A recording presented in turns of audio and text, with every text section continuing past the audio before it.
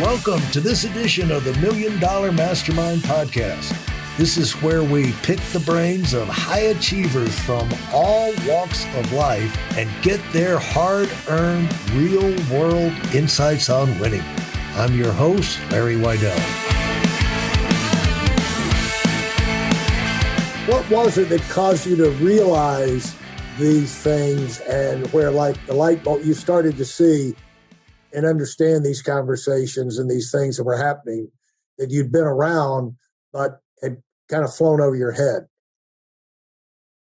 I was lucky enough that Facebook was an incredibly transparent environment where leaders talk to one another. And as a young leader in a room of 50 other leaders talking about performance, many times a year about their teams, I was shell-shocked to see and experience that firsthand about how people talked about budgeting and performance and who's doing what. And you talking about the artful side, someone could have performed incredibly well, but their team doesn't like to work with them, right? Yeah. So that caused a big problem. And I listened to a lot of other people who had been doing it for a much longer time than I have. And I think sometimes I accepted the reality, right? I wasn't there to change the system. I was there to navigate the system, and also to help my team navigate the system. So, helping them understand how the game is played is sometimes the biggest challenge. Yeah. Now, as you what caused you to get restless, and how did you make the transition? Because you were in a pretty secure world, you were doing well, you were in a situation where they valued high performers, people who could get the job done. They rewarded them and probably gave you a lot of discretion on your time and things like that. Why did you get restless? My son was being born.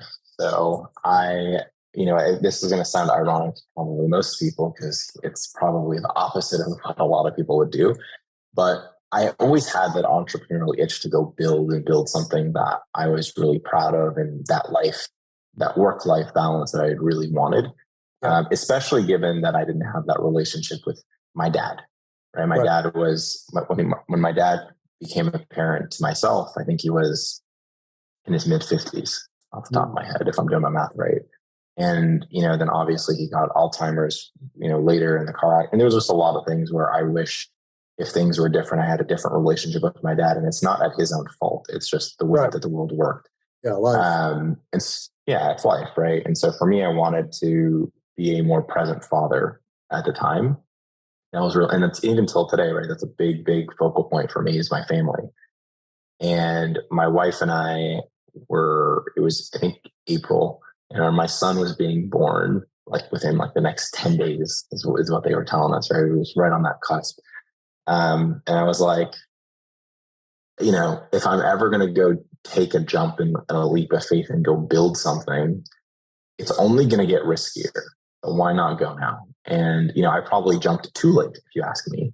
But I jumped, right? And I made this switch. I'd also been at Facebook for 5 years where I think I had learned a lot, but I'd also, I think, met maybe this is the max that I could adapt to in this period of time. Yeah. Where I was looking for a change, motivated by the fact of being a father. I was like, let's leave this comfy golden handcuffs, large 6-figure comfy job and go start from scratch, in the middle of being a father at the same time. And, in retrospect, obviously it worked out decently well for at least how I would define what I care about. But it was a very terrifying decision at the time. Yeah. I've made those decisions and then not had the realization hit me for 6 months later after it was too late to back out. Yeah. It goes both ways. Wake up in the middle of the night, your eyes pop out of your head. What have I done? And then, the good thing about that is you say, well, it's too late now to worry about it and go back to sleep, So, yeah. But agreed. It helps to be young when you do these things, because there's really more reasons not to do it than to do it, if you're going to be rational about it. And the older you get, Yep. the more rational, and the more like that's why the riskier thing comes in. It's harder to talk yourself into the longer you let it lay there, and you go. Well, I think that, yeah, I was gonna say, I think that's a big part of it, right? Is like, I think younger people oftentimes see risk very differently, right? And, when you're 5, 10, 25 years into your career, you ask yourself, I should have done it back then, right? Yeah. And you just don't know what you don't know. And again, I had incredible mentors around me who, even my manager and mentor at the time at Facebook, he understood. He was like, go do your thing, right? Like, you have this itch. This is the go do it. If you want to come back, let us know. Well, why was real estate your thing? Other than that's the thing for everybody in California. Why was real estate? Yeah. Were you messing with that? Were you getting a little education in advance before you left? You find yourself getting more and more intrigued with that industry? Definitely, right. So it was I didn't jump into real estate. It was the first thing. I had been doing it while I was at Facebook. And the main thing and the main reason is I was a younger individual with a high income living in California, where I needed to think about taxes and different strategies and Right. different diversification. And as I learned more about the industry, and specifically the short-term rental industry, which is what we're in today with Airbnbs, I recognized the gaps were just so large. And as someone who was conditioned at Facebook by culture there that everything should be automated, why don't we have technology for this? You're going to do it more than once. Why isn't this built? And just being around such advanced everything. And obviously I can't talk about everything that happened at Facebook, but everything that you saw and experienced there, whether it was behind closed doors or not, you're like, wow, this stuff can actually exist. It's possible. And then you enter the real world, or even the real estate world, where everything is so archaic and dinosaur. And I can't tell you how many times I've gotten so frustrated with something in the real estate world where I'm like, I don't understand why this has to be the way that this works, right? Because there is a better way, but it's not. It's no one's adapting it to it because you just don't want to, right? And that to me poses the biggest opportunity of, an element of disruption. We're not here trying to change the world necessarily with what we do, but we recognize an opportunity to simply do all the things that people weren't, right? And that's us reinventing the wheel in the safest of forms. Well, this is why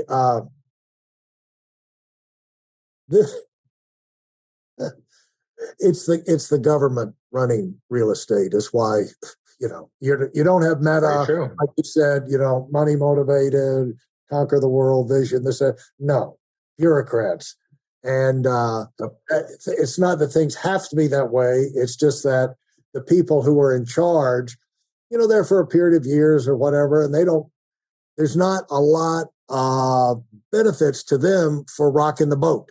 They're not going to get a big slice of all the sales that are increased in California because of a change they make in the real estate licensing process. And, you're dealing with bureaucrats. And so that's why. Agreed. I mean, look, it's part of the game. Yeah. And so as you went in there and you said, okay, I am going to make some changes, and you came up with this, were you just making sales when you started? Real estate? As a realtor? No. I've never been a realtor and never will. So what we did, surprisingly, maybe not surprising to many, is we wrote software for the real estate space because, coming from tech, the way my brain works is, why can't software fix this or help this, right? Or something along those lines. And, the first product that we came to market with in the STR space was about discovery of short-term rentals, right? And it was what we thought a great idea. The problem was it was high churn. It was, most people aren't looking to buy 10 Airbnbs tomorrow. If they're going to buy one in their lifetime, sometimes many people are happy, right? And so, we built a product for an avatar or a persona that didn't exist. But the good news with that is we learned so much that we eventually pivoted. that allowed us to build a company today that solved the pain point of the user, right? And that's the tech mentality that you have in building a business that I think the real estate industry often lacks, right? Real estate often is transactional. Given your example of, say, being a realtor, we weren't trying to be transactional. We were trying to own the entire stack of real estate, because if we could own the entire stack of real estate in short-term rental space, we can own our own futures rather than transacting within it. So now explain how you went, what the concept was to own that with the So software. we wanted to. How would that work? Yeah. So, today we don't license our software. We're actually not a software company. We have real estate fundamentals, but we build our own software internally that allows us to scale and operate to the success that we do. And what we did is we solved for the human pain point, which is in short-term rentals. If you want to own your own Airbnb, it's a lot of freaking work. You got to find it, design it, furnish it, run it, operate it. And so for us, we offer a passive opportunity where you don't have to do any of that. You simply write a check, you join a portfolio like ours and other investors across the country, and we do all the work. We find it, we design it, we furnish it, we lead with data, and we operate the property ourselves. We design it ourselves, we renovate it ourselves. We own every single part of it, which means we can control the experience for our investors, we can control the experience for guests, and we can drive the best profitable type returns. Right? Is it short term? Is it Airbnb exclusively or short term rentals exclusively? Yeah, so it's short term rentals exclusively. Airbnb obviously is the behemoth in this space, and it's used as the verb and the noun. But yes, all we do is short term rentals. Yeah, and so also the financing. Yeah, everything. Yeah, and so the other deal is that I got the idea from reading a little bit about your software and everything, that in terms of finding and identifying the properties that are worth going and getting, you've got that down to a high-tech science too, haven't you? Yep. Yep, exactly. And that's the approach that we take with the way we operate, with what we buy, everything. Yeah, you put it through the ring, you put it through the rinser, and all the non-accepted ones just automatically get thrown out. It's not a big debate. They're just tossed, and you go, you're like, you built this software. To me, it's kind of like they have the on television, back when I used to watch television, the reality gold, looking for gold in the Amazon or in Alaska, and they have the big grinding machine, and they go through a mountain, and then they get a handful of gold. Yep, exactly. And even then, right, there was probably a better way to do it. Yeah. Right. But what all the movies show you in history tells you is you had everyone coming through with a shovel. Yeah. Right. And trying to do the same exact thing. Yet what did we learn? It was the person selling the shovel that actually made the most money, and probably whoever had a shovel infrastructure at the time who could support that. Yeah. Right? So those are the types of things that, I think people recognize sometimes a little too late. Yeah. And it's complicated because now you have or I don't know, I don't keep up with it that much, but, the whole idea of the hedge funds coming in and buying up gobs of houses wherever they can find them, and paying whatever price. They don't worry about quibble over the price. They just want to gobble up all the available houses in a neighborhood. For you to be able to go in and sort through that with a lot of times you're going through leftovers, it would seem like. Yep. Well, to the retail investor, yes, but that's why we built software to better identify markets ahead of the curve. And the great thing that I like about what you're doing, and this is why, people are either going to get in this game or you're going to be beaten by the people who use it. And that is, you don't have to buy, like if you want to get in the Airbnb, you don't have to do it in your neighborhood. Correct. And it's terrifying not to. Yeah. You can be in Alaska. You know what I'm saying? Yep. Precisely. And people will become more comfortable with that over time. And so with you grew this thing. Talk about the growth of this idea. Yeah. Whenever you have a new idea, it's like I talk about this every day with people. It's just like everybody's against you. You hear 1,000, 1,000,000 no's. And then when you break through, it's not going to work. It's a terrible idea. It's not going to work. It can't work. And then when it works, it was like, well, right from the beginning, I knew you had something. I always believed in you. I always thought you were going to make it big, and everybody turns around. It's like, it's a terrible idea until it's not. Yeah, we heard a ton of no's, no doubt, and we've experienced great growth. But for us, our growth in terms of how we measure it is, obviously being in our investment space is by equity, and we were over $50 million in 2 years, and that's really valuable and important to us because it allows us to scale our real estate portfolio for us and our partners. Let's talk about that. You started, everybody starts with zeros. And, Correct. we're in business. We're rolling. We've got a new idea. Let's put it together. And the odds are against us. Most new businesses fail. And so we're running into a stream of no's. And then 2 years later, 1 year later, where are you? A year after we started, I think we were right about 20, 25 million. And what is that? It was what is that? 25 million in equity raised. So for us, we measure our growth by equity under management. So that's meaning how much people investing in your platform, right? People investing in the assets that we buy, the real estate. Right. And so how did you get the word out about it? How did you break through? Obviously you went one by one. No, the first thing we did, which I think a lot of people do, is friends, family, colleagues, people that you hustle and bustle and do podcasts like this and try to get the word out in every possible way. And when we first started, we went through our iterations, and it wasn't really until like October of 2021 where we really hit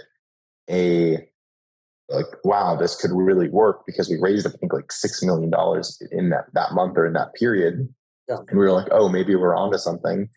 And then as the next year would come up, we'd end that year at about 37 in aggregate and total. But, we continued to just hustle, to be quite honest with you. And I think our time in tech helped us in thinking about how we can growth hack an idea on the cheap. And today we grow in more sustainable methods, right? Because we're a little bit more I think we're still very early, but we're more of a mature company than we ever were, obviously, and we'll continue to get more mature over time. But we added strategies for sustainable growth today that we couldn't do last year or the year before because we didn't have the money or didn't have the people.